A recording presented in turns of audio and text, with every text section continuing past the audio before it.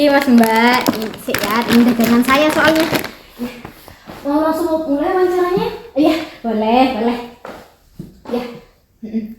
Oh ya, jadi dulu itu sebelum merintis bisnis dan bergabung menjadi salah satu pengusaha UMKM, saya itu cuma karyawan swasta biasa, ya sales gitulah. Dulu itu jualan produk, tapi produk orang. Kalau sekarang kan produk sendiri. Iya, terus dulu tuh ya waktu kerja sama orang itu harus ada target, harus ada hasil capainya juga. Iya, kalau sekarang ya sama sih ada targetnya juga, tapi kalau nggak tercapai ya nggak apa-apa. Orang produk saya sendiri kok. Terus dulu tuh ya ada yang namanya evaluasi diri. Kalau sekarang nggak ada yang marah-marahin saya, apalagi sampai potong-potong gaji gitu. Wes kalau kerja sama orang itu nggak enak, nggak bebas, banyak tekanan. Kita dituntut untuk bisa multi multi talenta, iya harus bisa mengasah diri, harus bisa sat gitu wes gak enak pokoknya. Iya, ya akhirnya tuh saya memilih untuk menyerah setelah kontrak saya habis ya. Saya memilih untuk resign dan mulai untuk merintis bisnis sendiri. Ya awalnya itu saya coba tapi gagal lagi, saya coba lagi, gagal lagi, tapi saya tidak menyerah dan terus untuk memotivasi diri saya. Ya walaupun ya dulu itu udah banyak produk yang saya coba tapi belum berhasil masuk ke pasar masyarakat, sampai akhirnya ya saya itu nyoba peruntungan makaroni ini. Ya enggak cuma makaroni aslinya, ada cireng, basreng, mireng, ya pokoknya goreng-gorengan saya jual Mas Mbak. Dulu itu ya yang beli itu masih keluarga saya, tetangga saya, teman-teman saya suruh beli sendiri. Terus tapi kalau sekarang ya udah banyak outlet saya, sekitar 12 outlet gitulah. Kalau omset setahun paling belum sampai lah 5 miliar, tapi alhamdulillah itu cukup untuk kebutuhan saya sehari-hari. Tidak apa-apa sedikit, yang penting berkah. Alhamdulillah. Terus kalau harapan saya mudah-mudahan ke depannya ini omset saya terus meningkat tiap tahun. Apalagi ya sekarang itu biaya hidup itu makin mahal. Iya, belum biaya kebutuhan dasar, biaya pendidikan, biaya bensin, internet, segala macam biaya itu naik semua sekarang Aduh, pusing kalau ngomongin biaya ini. Tapi alhamdulillahnya ya sekarang itu saya udah bisa ngatur keuangan sendiri, tidak perlu nunggu sampai akhir bulan buat gajian.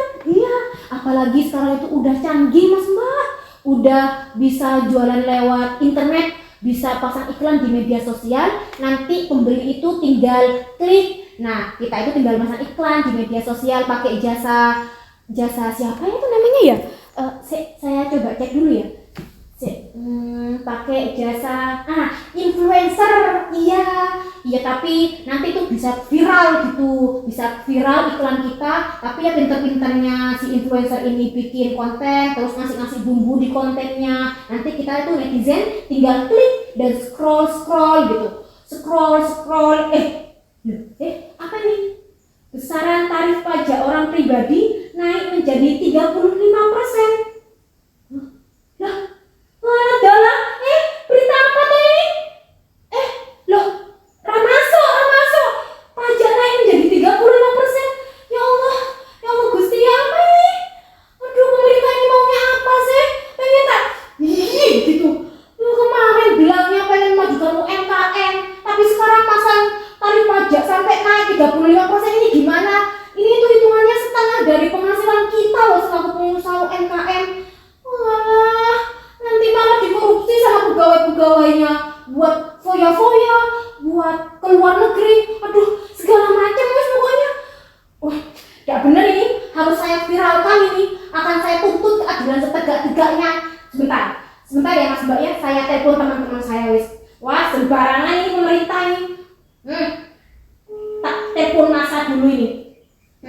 Yuk angkat yuk, Bapak Ibu yuk.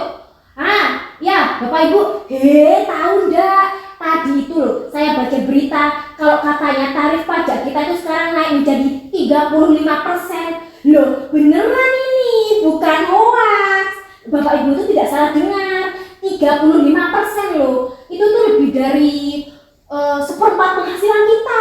Iya, ya demi kesejahteraan kita ya Bapak Ibu ya. Gimana kalau besok kita demo, kita unjuk rasa depan kantor pemerintahan? Iya, jangan sampailah pemerintah itu semena-mena bikin kebijakan seenaknya aja, asal-asalan bikin kebijakan. Apalagi nanti kalau udah dihujat netizen, ada aja alasannya. Iya, iya Bapak Ibu ya, sebarkan informasi ini. Hanya ada satu kata Bapak Ibu, viralkan. Ya wes ya, tak tutup ya. Ya wes. Walah. Sebentar ya Mas Mbak ya, sekarang saya coba baca dulu beritanya. Ya mesti saya yakin ini pasti ujungnya bikin ngelus-ngelus dada. Tapi biar netizen yang menilai sendiri, biar viral. Biar jadi bahan masukan buat pemerintah. Enak aja bikin kebijakan, seenaknya aja. Bentar saya baca dulu ya Mas Mbak ya. Pemerintah menaikkan tarif pajak Indonesia menjadi sebesar 35% yang berlaku hanya untuk wajib pajak dengan penghasilan lebih dari 5 miliar. Loh, kok gini? Apa penglihatan saya yang harus diperiksa? Saya coba baca lagi ya beritanya ya. Sebentar, maklum udah agak tua ini. Tidak kelihatan. Ini merupakan hal positif dari perubahan sistem perpajakan di Indonesia karena bisa menjadi instrumen untuk menangani ketimpangan ekonomi masyarakat dalam hal redistribusi pendapatan yang lebih adil. Loh, ada berita lain ini. Ini ada berita lain. Saya coba baca dulu ya Mas Mbak ya. Direktorat Jenderal Pajak Kementerian Keuangan menyampaikan wajib pajak orang pribadi yang tergolong pelaku usaha kecil yang memiliki penghasilan atau omset tidak lebih dari 500 juta rupiah per tahun tidak perlu menyetor PPh. Hal ini tertuang dalam aturan baru, yakni Peraturan Pemerintah Nomor 55 Tahun 2022. Walah dalah, ternyata saya yang salah sangka. Ternyata kenaikan tarif pajak itu cuma buat orang kaya toh. Dan kita sebagai pelaku UMKM makin dibantu ternyata. Ya Allah, kalau gini ya bener pemerintah kebijakannya wis bijak. Walah, memang bener kalau yang kaya itu harus lebih gede pajaknya daripada si miskin.